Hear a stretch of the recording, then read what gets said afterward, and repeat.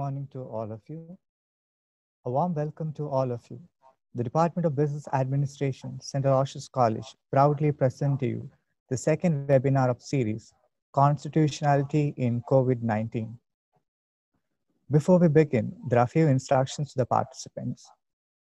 Participants, kindly mute your video and audio. You are requested to post only questions in the chat box, and the questions will be answered at the end of the session. The certificates will be issued within 3 days from the time of submission of the feedback. The feedback link will be shared in the chat box at the end of the session. We shall now begin with the prayer. I request Ms. Reshma Mascarenhas to lead us into prayer.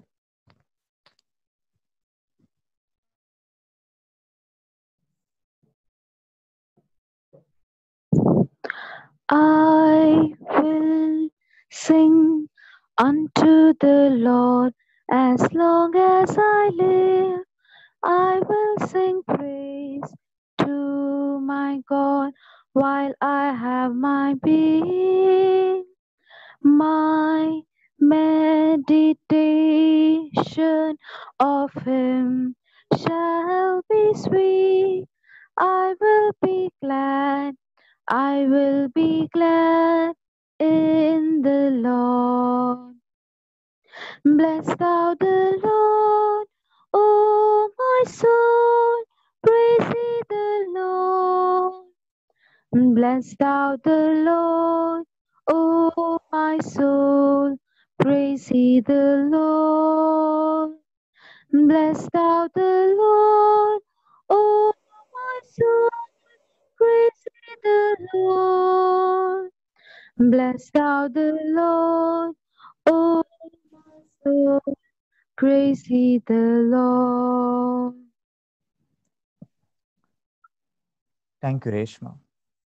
Now I request Ms. Aarti Shanbag, the Dean, Department of Business Administration, St. Aloysius College, to give a formal welcome.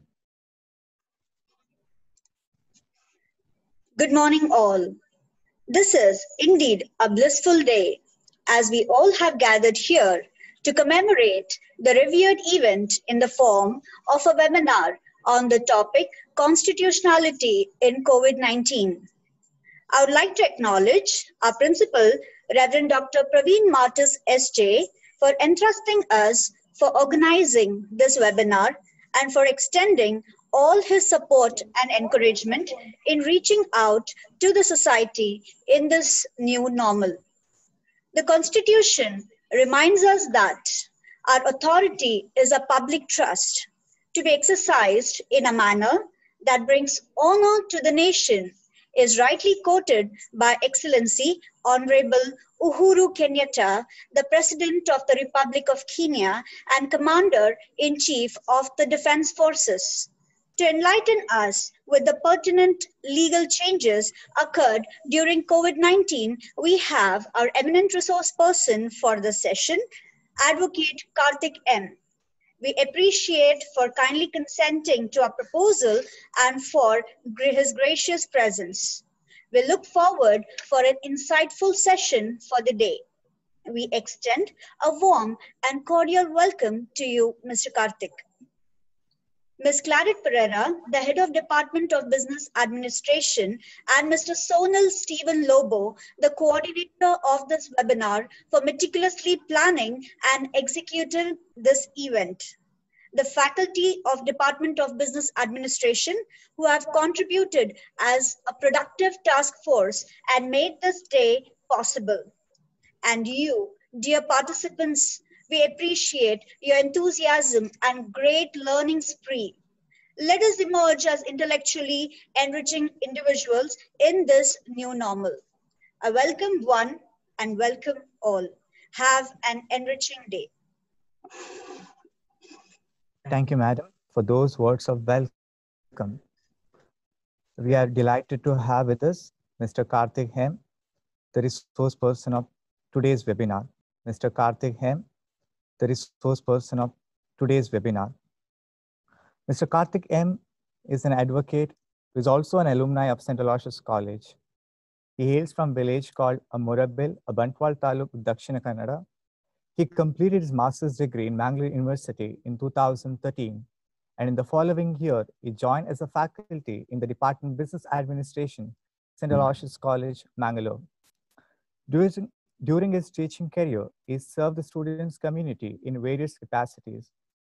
As law was his favorite subject, he took keen interest to pursue his LLB, and as a result, in 2019, he was graduated from SDM Law College, Mangalore. He then completed AIBE national level examination in the year 2019 and became an advocate. He is also the member of Karnataka State Bar Council and Mangalore Bar Association. Currently, he is a proprietor of Murabbil Associates in Mangalore. Before I hand over the session to our resource person, I would like to remind all the participants to mute your audio and video. In the meantime, the participants are requested to drop your question in chat box. Without further delay, I request our resource person to share his knowledge and expertise.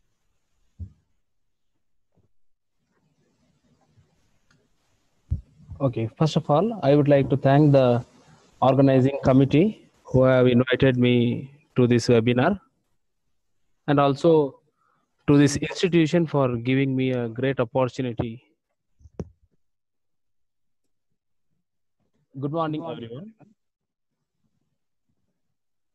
So we are in a great crisis, my dear friends. As we know, this is a pandemic situation where we are,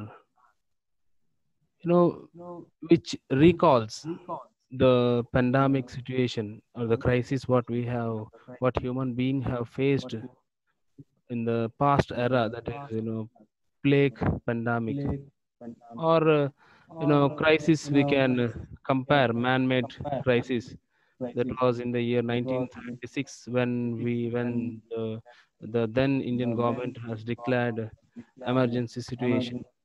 Of course, that is emergency situation is what man-made situation, but this crisis we are not in a conclusive situation to say that whether it is man-made or a nature-made, whatever, we are in a great crisis. This is an unexpected crisis, what we can say. Likewise, we cannot even unpredictable when it is going to end. Day by day, it is going to become more dangerous for human being or individual.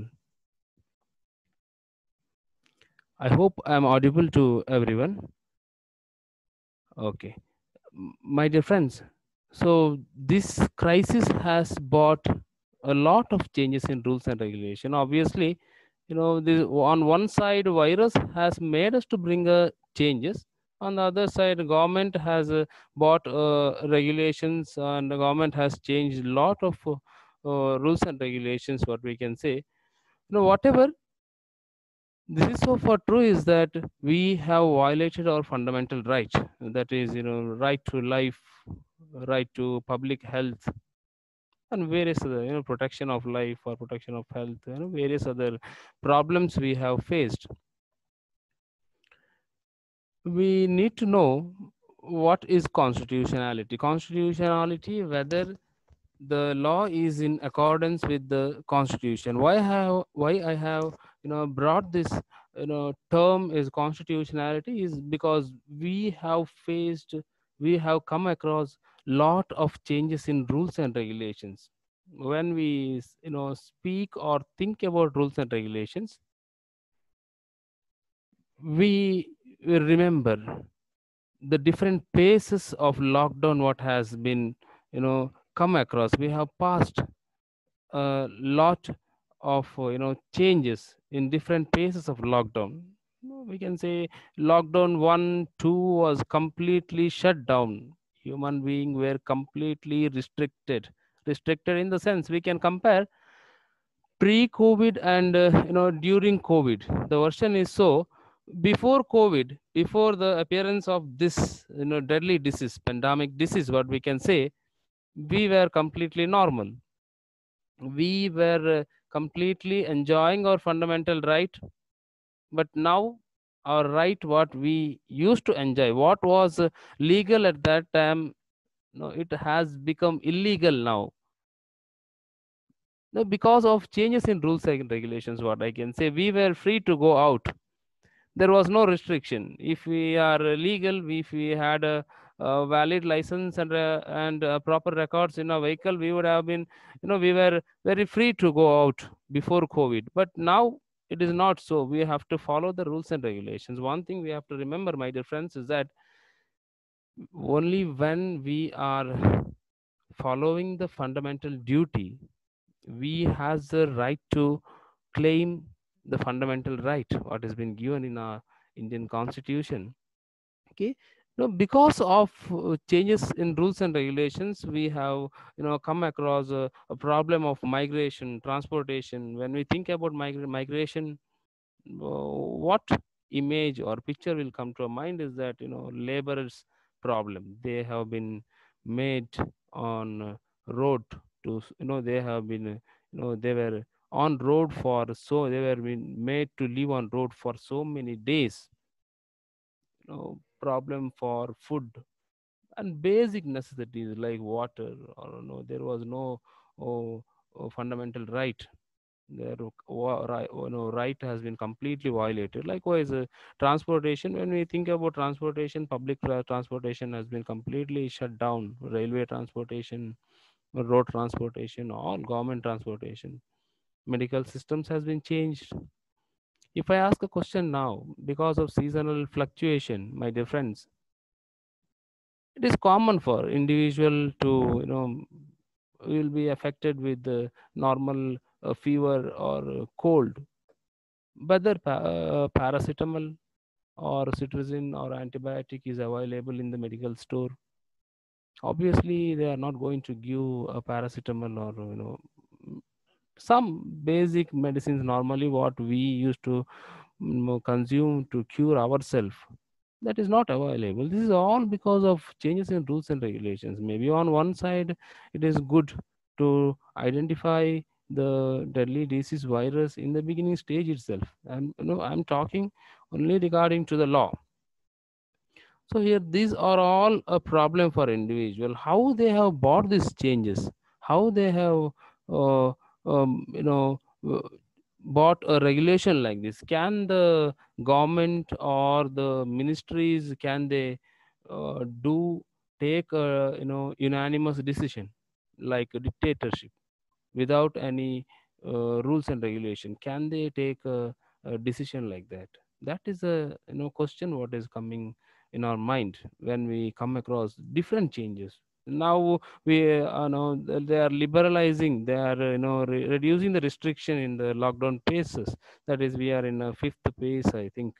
So here the important question comes is that whether government has a right to bring changes. Normally, you know, in the mind of laymen, those who are not professional to a particular field, those who are well into this legal field, they'll be knowing how they can bring a change or not. But being a common man, some questions will be there in our mind. Some of the important common questions have been put up over here. That is the first one: can the law be modified? In a legal term we will say it as amendment. Can we bring an amendment so easily? Can the politician or whoever who has authority, can they bring the changes? Obviously amendment can be brought. When they are bringing an amendment, how can a law be amended? These are the questions what will arise, especially in this emergency situation like this crisis. Can they bring rules and regulation? Once if they bring a rules and regulations, can they change it repeatedly? This is what we are seeing for 15 days or for 16 days. From time to time, phase to phase of lockdown, we are coming across different changes. We obviously will be having the doubt. The changes of normally what changes has been brought for an individual, that obviously we feel it is unconstitutional. Our right has been violated. We are not suffering a problem. In our locality there is no problem at all. When we think about an individual, those who are playing on ground or those who are really in a need to go out to get medicine or food, they have been completely restricted. Their fundamental right has been violated. So how can this be changed? To know this, we have to know some basic idea regarding to the constitution. Thereby we are going to know how this change has been brought. I'll give an introduction to the constitution. Thereby we will see how the government is going to bring a change, what law has been enacted, how they have implemented the law. Okay.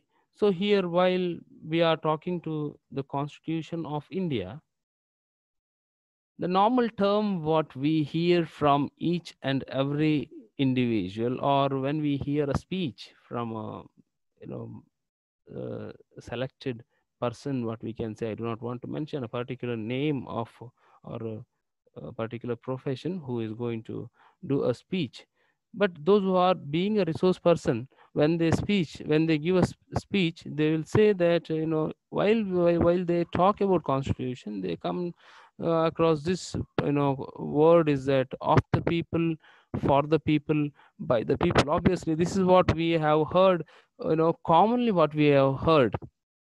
So what is this of the people, for the people, and by the people? This is all based on the preamble of a constitution. This is what which gives a right for each ministries or each organs to mechanize their execute their or implement their rules and regulation to the individual.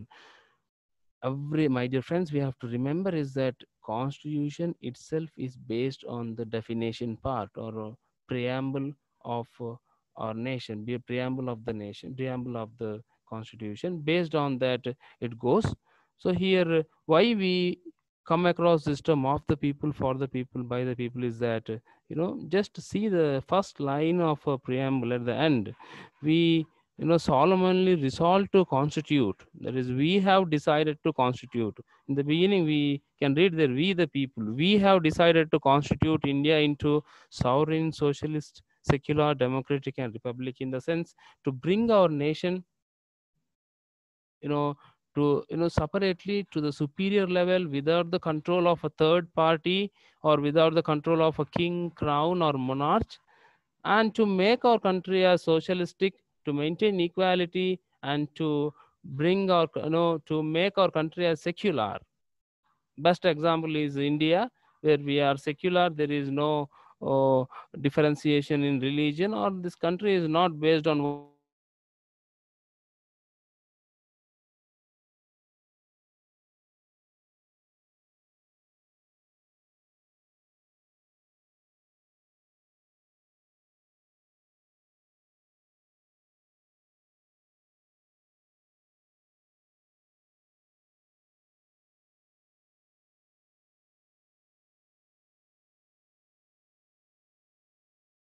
secular religion, is audible. Okay. So we are we have constituted Indian constitution to secure ourselves in the way of justice, liberty, equality and fraternity. The term is very familiar for us. Justice, we know, it is to give justice and liberty in the sense freedom of thought, expression, faith, worship, equality among all, fraternity to provide mutual support. Thereby we are developing integrity of the nation, and we have enacted ourselves. This is a great idea of an entire team with the leadership of Dr. B.R. Ambedkar. Even though they have drafted, they have made the ideology that we the people, we ourselves, we have drafted and we have enacted to secure ourselves. This is the idea of a constitution. Thereby all the things has been functioning, and the entire article or parts, you can say articles or schedules of the constitution is based on the preamble. There it gives a initially it was around 395 articles. Now it has been amended, in based on the amendment, article has been increased to around 448 articles. It has been increased now. why this amendment has been brought is that somewhere, if some schedules or some sub clauses or rules is been against the constitution, thereby we are bringing an amendment to make it as constitutional. So there, here, how articles can be compared as against the constitutional is that based on the preamble, in order to protect the important part of the constitution, we have brought a lot of changes in the way of articles of a constitution. And this is a fundamental right, as I said, in order to protect our fundamental right, in order to know what is a fundamental right, we need to know what is a fundamental duty. We have to be abide by the rules and regulations, we have to be abide by the law. Only then our fundamental right can be protected. As we everyone knows, here in this crisis, almost all of the fundamental right have been violated. First right what has been given is the right to equality. Now we are not in a position to say that whether we are equal, or whether personnel has been superior or officer has been superior, or we are superior from them. When constitution has been given, we are the ultimate, we are the we are the who is going to control. We are in a doubt whether we are having that right to equality, whether whether uh, it may be based on anything, it may be based on gender, place, or place of birth. And likewise, right to freedom of education. Now education system has been completely shut down, as we all know that. This may lead to a very dangerous situation, like which may generate child laborers, because as we know, drastically economically we are on what situation, how we are facing our economic situation. More than 1200 billions of people have been lost their job because of this pandemic crisis. This may obviously may lead to child laborers or forced laborers. So again, we may be in a dangerous to you know violate our fundamental right. Likewise, there are different other okay, one important fundamental right what we have lost in this 2 to 3 phases of lockdown is that temple, church, and mosque has been completely closed. But here fundamental right has been given for us. We has a fourth point. You just read the uh, fourth line, that is freedom at the end, freedom as to attendance at religious instructions and religious worships in certain educational institutions, or religious places. Our fundamental right has been violated, whether it is constitutional or constitution unconstitutional. That is what we have to study in order to know that. We need to know what are the three organs of constitution. Based on that, we are going to decide what are the rules and changes what has been brought, whether it is right or wrong. Okay, let us go to the okay, here there is three important organs of the constitution, that is legislative, executive, judiciary. One thing we have to remember, my dear friends, that is these three organs, even though they are interdependent, they are an individual body. No influential factor exists between legislative, executive, and judiciary. So, what legislative is, as everyone knows, that legislative consists of parliament and state legislature. That is what we are going to elect member of parliament as well as member of legislative assembly. They will be a representative of no representative who is going to represent us in the parliament or state legislature. Thereby, there are various other functions. This is all given in the constitution. Based on that, they are going to do their rights and duties. They are going to do their duties. Based on that, they are going to enact the various laws. Again, question may come: without this act, can we survive? Whether we will be in a situation to maintain equality among ourselves? Obviously no, it is not at all possible. I would like to take an example of the sixth point number 6, what I have been written there, transfer of property act. If there is no transfer of property act, can we protect a right to safeguard our property? Property may be movable property or immovable property. It has been clearly given in the act what is the right of an individual to sell, what is the right of a seller, as well as what is the right of a buyer, and also given a protection for the neighboring neighbor in case if we take an example of immovable property, neighbor's property, what protection we can seek to use others property as a pathway. No one can obstruct us or confine us in a particular place. We are completely free. The fourth point, we can say Karnataka Land Reform Act, which has been well established act to uh, protect the agriculturalist or agricultural property, as well as industrial or various other types of property. Now recently we have been come across, our Karnataka government has been planning to bring an amendment in this Karnataka Land Reform Act to avoid the difficulties to sell the agricultural property. How far it will be, it will benefit the individual or it won't benefit the individual, that we have to wait and see. If it doesn't benefit the individual, where we can go, how can we fight for our right? That is important question. Okay, before going to the next organ, we will see this eighth and ninth point, that is Disaster Management Act and Epidemic Disease Act. This is an important act what government has been invoked to bring changes in this crisis. In the month of January, Disaster Management Act has been invoked, that is point number 8. And in the month of March, Epidemic Disease Act has been invoked. There is a great history behind Epidemic Disease Act, that is in the year 1897, that has been emergently enacted by the legislative organ, that was during the British uh, control, when British were control India. The Epidemic Disease Act has been enacted, but we are proud ourselves, till now we have maintained that act. You should be proud for that. One important question, my dear friends, I has is that whether Indian law is effective to deal with this pandemic. That is a question. We will come to that, come to the conclusion at the end, whether Indian law is effective to deal with this pandemic. Okay, let us know. Let us get into some detail regarding Disaster Management Act. So here, what Disaster Management Act, what power has been given in this Disaster Management Act? I hope the screen is visible for everyone. Here, this act which gives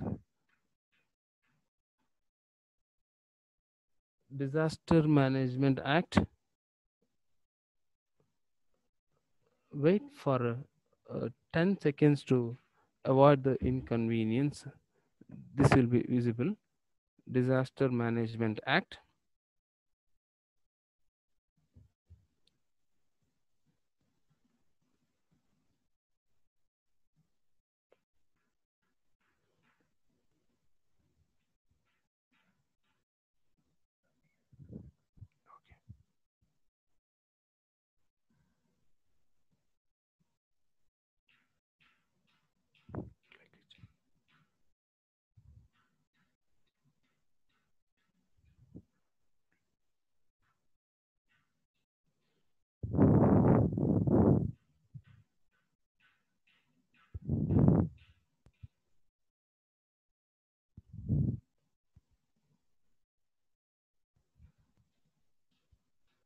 Okay, well, my dear friends, Disaster Management Act, which gives the power for each disaster management, gives the power for the legislative organ. Is this visible now? Yes. Okay, my dear friends, here Disaster Management Act, which gives power for national level authority, state level authority, district level authority, and various levels of authorities. For them, it gives the power how to overcome this problems what we face. Like here you can read out here, the National Disaster Management Authority, it gives the power for the this authority to establish the particular core committee, and what meeting, how meetings should be conducted, what are the regulations has to be been followed, what are the powers, and section 10 gives powers and functions of those national executive committee. Likewise, it gives a power for state disaster management, how to establish that, who should be appointed as, what are the, who should be the constituent body of that, and what rules and regulations they have to be implemented. Likewise disaster, likewise district level authorities. And also this act has been given various other important sections, like in case if a public officer is not following his responsibility, whether he is punishable or not. If we are not following our fundamental duty, if we are obstructing the functioning of government officials, obviously the punishments has been given from section 51 to section 60. The cognizance of offenses, in the sense the offenses, the nature of offenses, whether we have did a great dangerous mistake, or it is a small cause case. So that is how we are taking cognizance, importance of the cases here. See, we a individual does a mistake, punishment is been given. Likewise, you can see there section 56, failure of officer in duty, or in or his connivance at the contravention of the provisions of this act, he is been punished. That punishment detail is been given. We are not going to going through that in detail, but whatever here, punishment is been given for each and every individual. The question comes here, in case if the government official commit a mistake in good faith, whether he has a immunity power, whether he has been exempted from the punishment, that is also been given. Each and every section is been drafted in such a wonderful way, so that entire act itself has immunity power. See, we can go for section 74, that immunity from legal process, in case if a police personnel has been you know tortured individual with a good faith, taken just glance section 63, action taken in good faith, he has a immunity power. Like that, like that, various other sections has been enacted. We will go to the next section, that is epidemic disease act.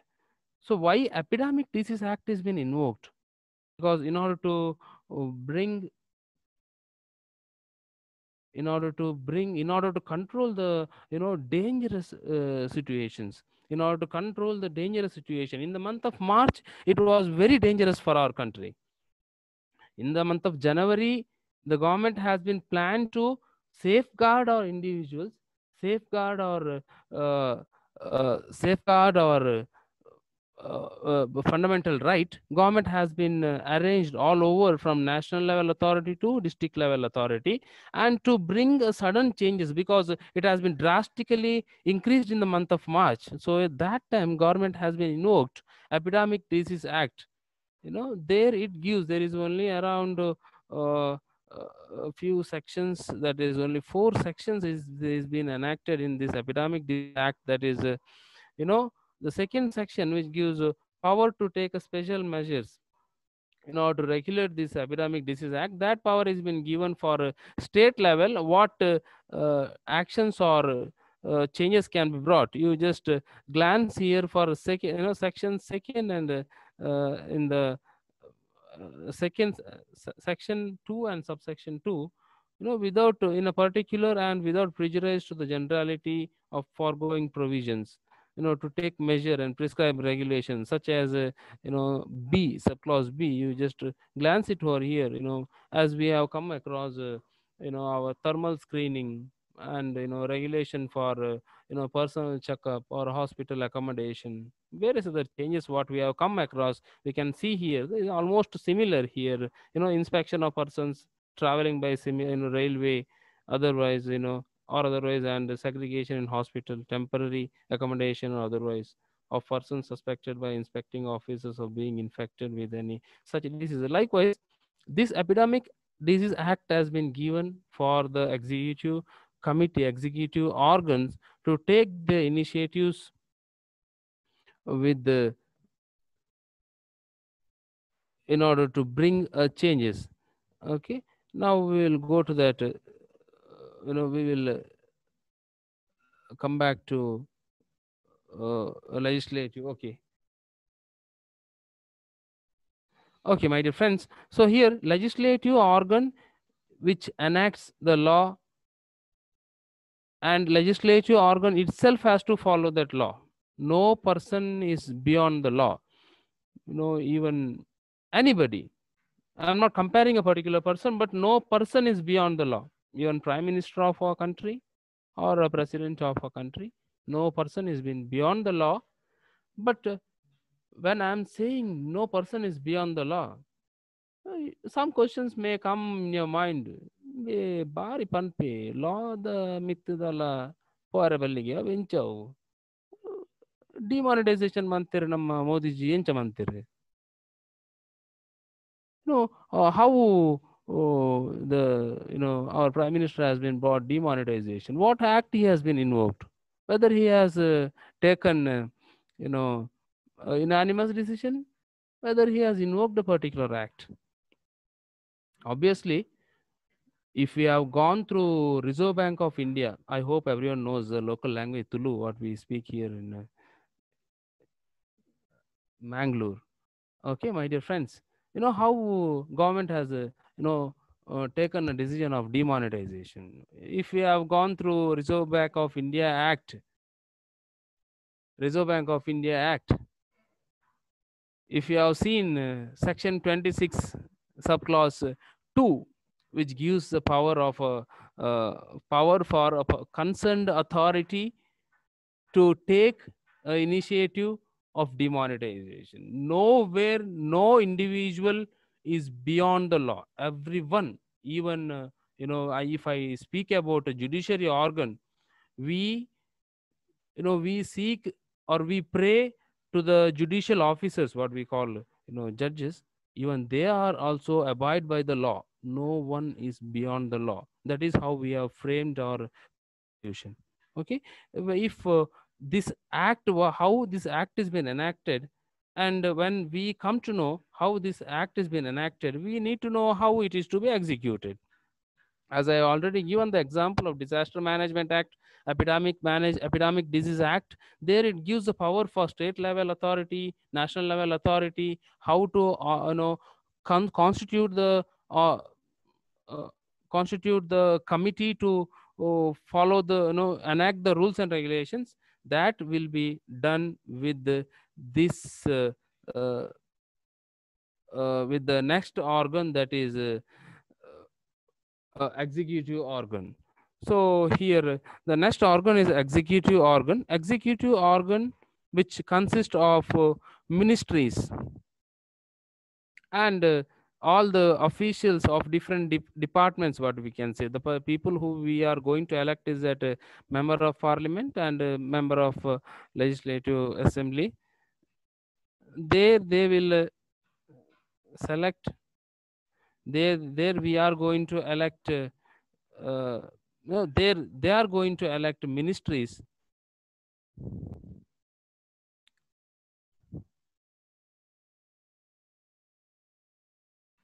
Okay, ministries like finance, defense minister, home minister, electricity, various other types of ministries are we knows it. It is very clear for us. It is not required to go in detail what is who are those ministries, or who are those of officials, what we can say. They are Indian Administrative Service, Indian Police Service, likewise other civil servants, those who are government employees. They has their basic responsibilities. We can see, we can take an example of asha karyakarte, what we come across, in what we came to know, that who is going to work. Even ground level workers, even they are also the executive. They are member of a executive committee. They are going to function their duties. How they are going to function the duties is that by enacting or bringing changes in rules and regulations. What main act is been enacted, what parent act is been enacted here, legislative organ, that act, based on that act, they are going to bring a changes in rules and regulations. What as I said, different phases of lockdown, this is all changes in rules and regulations. This is not changes in law. They are going to enact a bylaw based on the main act. Okay, my dear friends, based on that, they are going to follow the orders. This is how they are going to execute the mechanism of functioning the law. Okay, here, in case if they go wrong, while executing or while functioning the law, we will call it as ultra virus. Why it is substantive ultra virus will be clear in the next slide when I explain regarding judiciary organ. So here, normally how the thing will be unconstitutional is that when the parent act is unconstitutional, when the parent act, which is the parent act is this, where legislative organ is going to enact, if this is unconstitutional or this is against the constitution, then we will call it as parent act. Likewise, if the delegated legislation, delegated rules and regulation, if it is against the parent act, or if the enacted act is which has no reason, unreasonableness of legislation, when the act has been framed, if there is no reason or no effective reason which is not at all relating to the individual, obviously that we will call it as unconstitutional or ultra virus. Likewise with the malified or bad faith, if the legislation is been enacted. Retrospective effect and prospective effect is an important thing what we have to know. The well established law, and which has we will, if we bring a amendment, if we bring a changes with that law, whether it is retrospectively effective, which it affects retrospective or prospective, whether there is a past effect or a future effect. If it gives a problem for a well established law, again it will become ultra virus. Likewise, even prospective also, it goes to become ultra virus. If it is ultra virus, where we have to go is that we have to approach the next third important organ, that is judiciary organ. Judiciary organ, obviously we know this is a hierarchy of a judiciary organ, judiciary system, that is coming from top level, that is Supreme Court, then High Court, then district level. In district level, it has been divided into two types, that is metropolitan city. If it is a metropolitan city, there comes metropolitan court, and if it is not a metropolitan city, it comes a district or session court. So there we have divided civil and criminal. So appeal provision will be, for us, if we are filing in the district court, first appeal will be available in the district court itself, and second appeal we will go to the High Court, then third appeal we will go to the Supreme Court to claim justice. If the wrong is if the tort is civil in nature, if we claim damages, obviously we will approach civil court. If tort is criminal in nature, we are going to approach criminal procedure court. I have said in the previous slide why it is called a substantive ultra virus heading. Just read there, substantive ultra virus is because the law is been divided mainly into two types, that is procedural law and substantive law. Third point is substantive law. This is what the legislative organ is going to enact. Those laws is called a substantive law, and what procedure is been followed in the court. If we file a civil case, we are going to follow civil procedure code. Thereby we are implementing the substantive law along with the civil procedure code. So that is why civil procedure code and criminal procedure code will be called as procedural law. So there is no question of unconstitutionality in civil procedure or criminal procedure if there is if there is a need of changes in this procedure. Say for example, now in this pandemic situation, almost everything is been gone online. Even our this webinar is also online. Otherwise normally it will be offline, where used to resource person and the audience used to interact.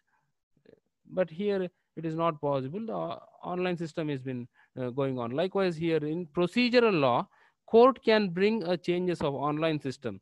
There is no need of uh, uh, legislative organ to enact the law. That is a right of a procedural, that is a right of a judiciary organ to bring a changes in the procedure. Thereby, we are functioning the judiciary system. So if uh, this is clear, based on the constitution, you know act has been enacted, and based on the act, bylaw or sub act has been enacted, and based on that, if there is wrong, if based, if there is a ultra virus, if we face a problem of unconstitutional, if we face a problem for our fundamental right, we has a right, or we has a power to approach a judiciary organ. One important thing we have to remember is that, my dear friends, while we are approaching a judiciary organ, we have to think that whether we have followed our fundamental duties. Only when we have followed our fundamental duties, then we can approach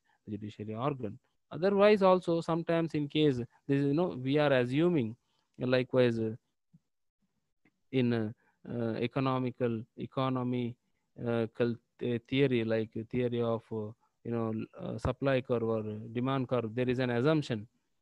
We have to assume that there is a constant level of supply or demand curve for certain theory in order to assume. Likewise, we have to assume here is that there is zero level corruption.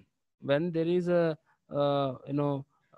interruption, or interruption of corruption, obviously we can fight against that. There is an act, anti-corruption act, we can fight against that, but we are assuming here there is no corruption. Based on that, we are going to uh,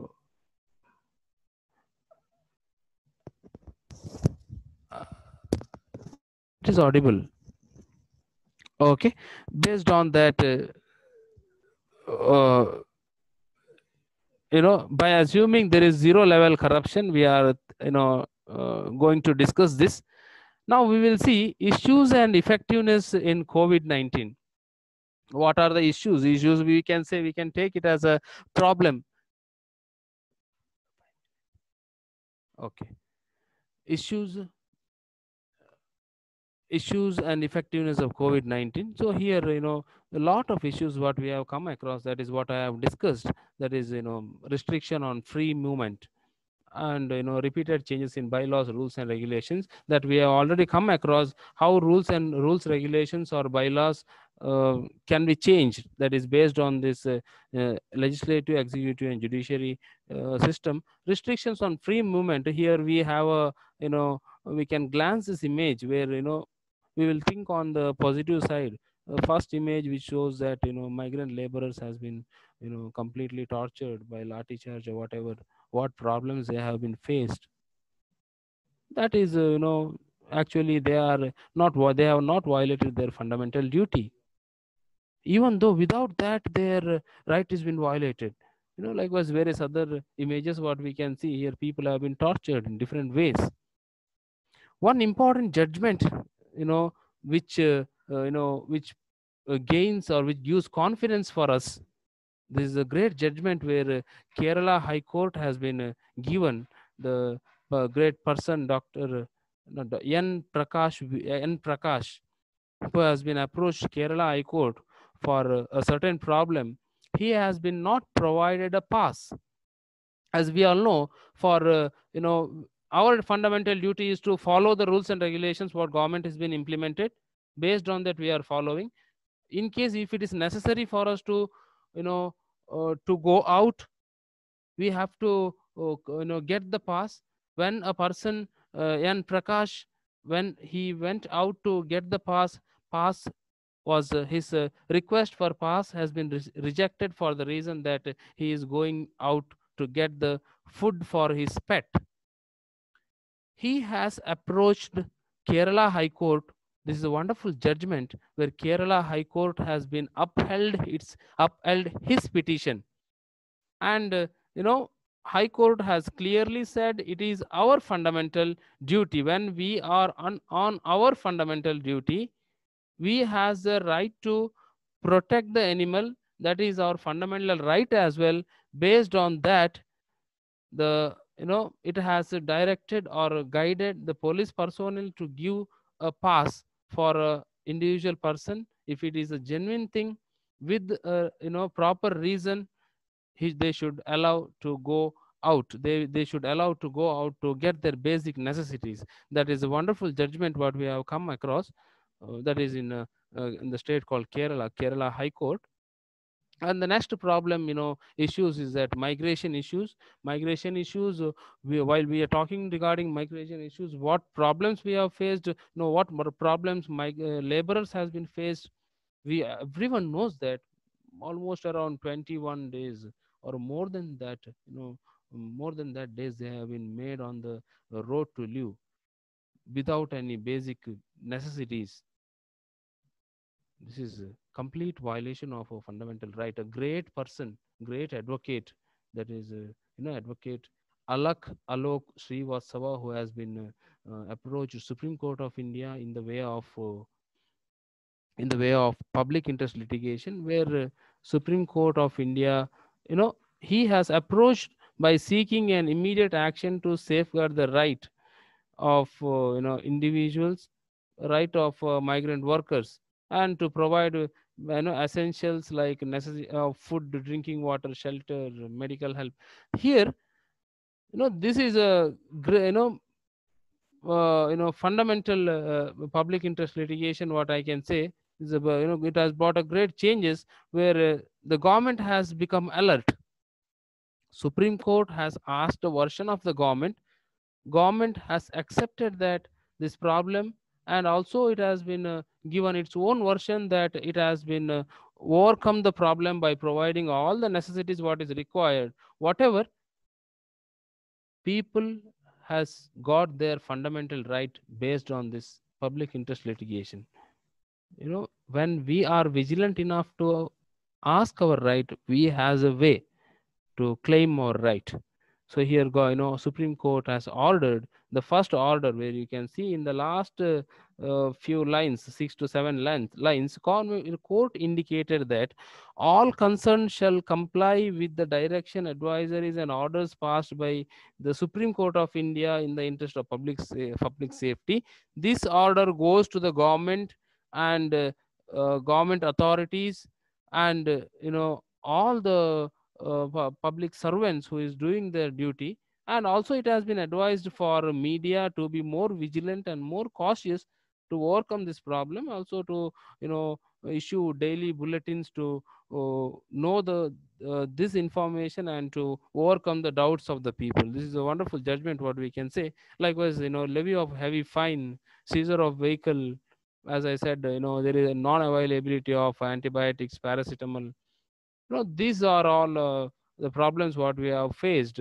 But here, likewise, when the problem is being faced, in order to avoid the problem of fundamental right, they have given other way to recover our vehicle when it has been seized. Otherwise, normally the procedure is that individual has to approach a court to recover the vehicle. But here they have made they have brought sudden changes by giving by paying the fine, whatever. Here, while talking to medical system, uh, Indian Council of Medical Research has been fixed a maximum ceiling price of rupees 4,500 to test the positive, or to test COVID virus, whether it coronavirus, whether it is positive or negative.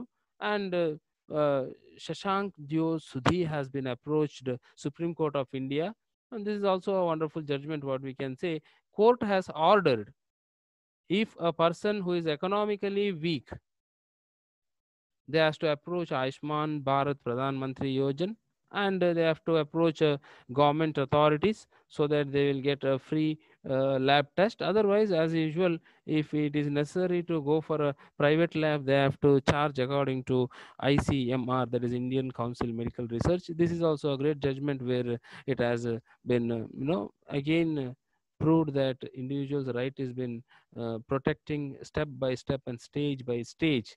Various other problems like closure of schools, colleges, malls, advisory on social distancing. You can see the image how people has been restricted. This is obviously a restriction for us to maintain a social distance.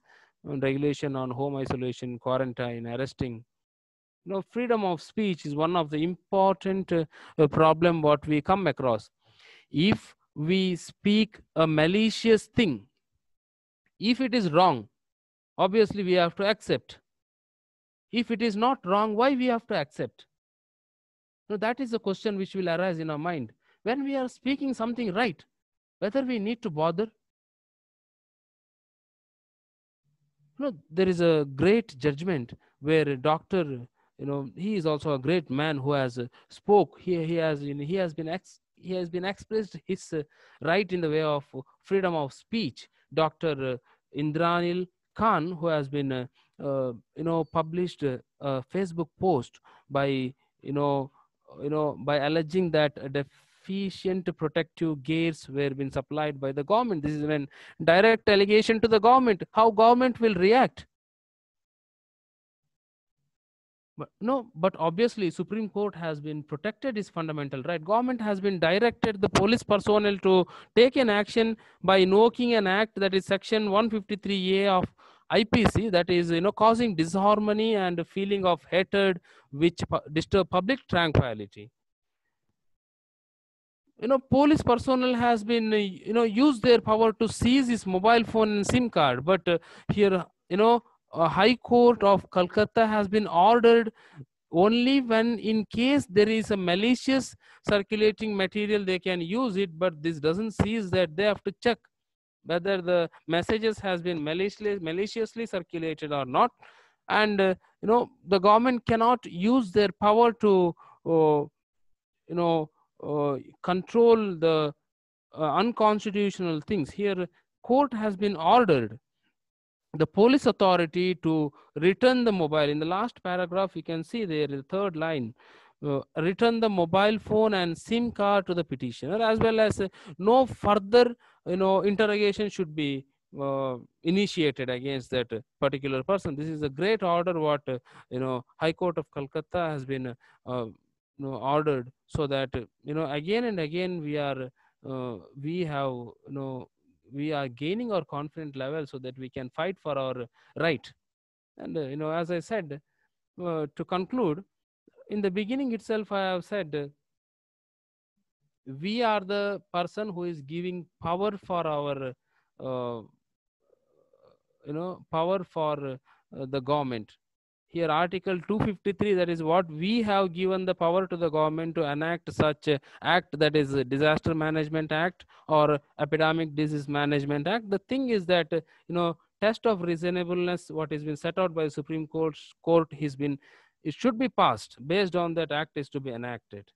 So by this the conclusion I will give it to you all. We have to think whether the act what so far has been brought changes in rules and regulations is constitutional or unconstitutional. Obviously, if we feel constitutional, we have no problem. If we feel unconstitutional, by being a vigilant individual, if our fundamental right has been violated, we has a stage or platform to fight for our right. Okay, this is how we can bring changes. Thank you everyone. And I also thank this institution for providing me such a wonderful opportunity to be as a resource person for this webinar. Okay, my dear friends, if there is any questions, you can yeah, we would like to take few questions from the participants. Yeah, here is one question. As all of us know, beginning of this pandemic, the state governments have sealed the borders and they had to struggle for medical emergency services. Now, initially it was lifted, and later period, even today, residents of the border, they suffer, especially for their medical emergency. So in that case, how can we solve this problem? Who can intervene? No, pardon. May I get the repetition? Yeah. At the beginning of this pandemic, most of the state government borders have sealed, and some of the state borders, they need to depend on the other states, especially for their medical emergencies. So in that case, whether the central government can intervene or the state government can resolve this issue, how the problem could be solved. Yes, it was a good question what has been come across so far. I'm really proud that a person has understood the concept here. We need to understand here, Kerala, this problem has been arised in the border of Kerala and Karnataka, what I can predict. So here the vigilant person of Kerala, he has been approached Kerala High Court, and Kerala High Court has been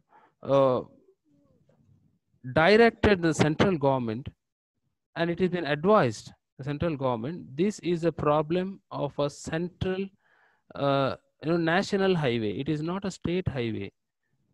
State government doesn't have the right to block the national highway. They have advised, and even government has accepted the mistake, and they have brought a certain changes in rules and regulations where they have accepted the emergency immigration or migration.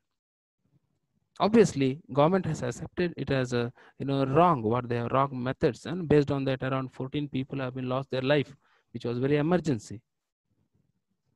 But we have claimed, the people have been claimed their fundamental right. Obviously they have got a fundamental, they have got the got their right to go from one state to another state in the national highway. Even central government has been taken the initiatives. Yes, next question.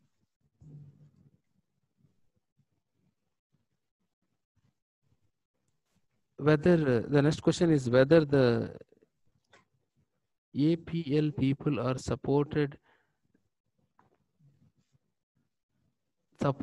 their days these days.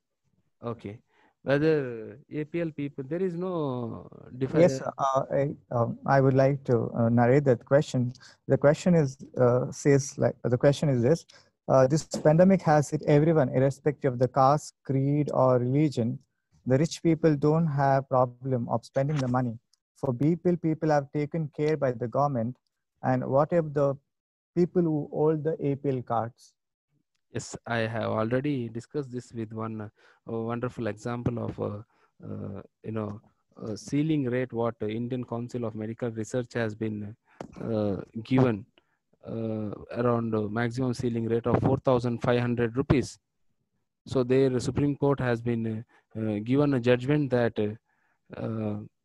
those who are really economically weaker, there is it has been not mentioned any differentiation whether they are upper class level or lower class level, APL or backward.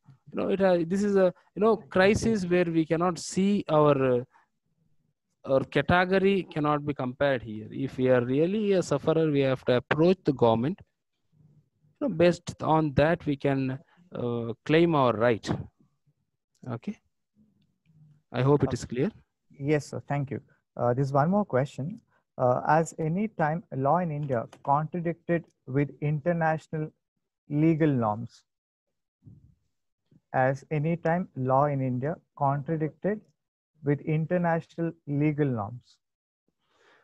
Okay, this is regarding international law what we are talking here. While we are talking regarding international law, we cannot think of unconstitutionality. In the country we can speak about constitutionally and constitutionality and unconstitutionality. Even when we are discussing international law, if it is unconstitutional, if we are not interested to go for the tie-up, there are World Health Organization or there are very national international core committees. There are different types of committees and summit meeting what we are going to come across. Our country has been repeatedly and continuously going to become frame a memorandum of understanding with various countries.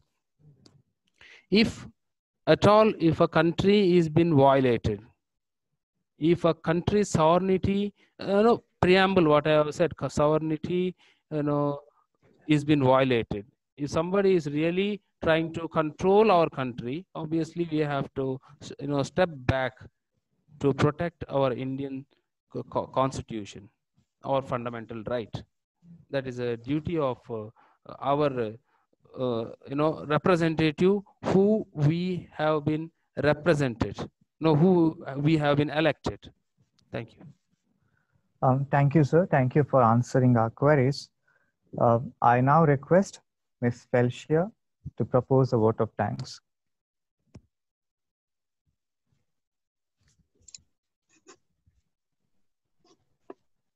Now we come to the end of this session. Prior to winding it up, a few words of warmth to all of you. I, Ms. Felicia Rosa Martis, take the privilege to propose the vote of thanks. I would like to thank our management and our principal, Reverend Dr. Praveen Martis S.J., for their constant support and encouragement. On behalf of the Department of Business Administration, I thank our resource person, Advocate Mr. Karthik, for all the valuable information shared with us this present time. Thank you, sir. I would like to thank our Dean, Ms. Aarti Shanbhag, HOD, Ms. Claret Pereira, for their guidance and support. I thank Mr. Sonal Lobo, the convener of this webinar, for all his effort. I sincerely thank all the faculty members of the BBA department. Last, I thank all the participants who have actively participated in this webinar. Thank you.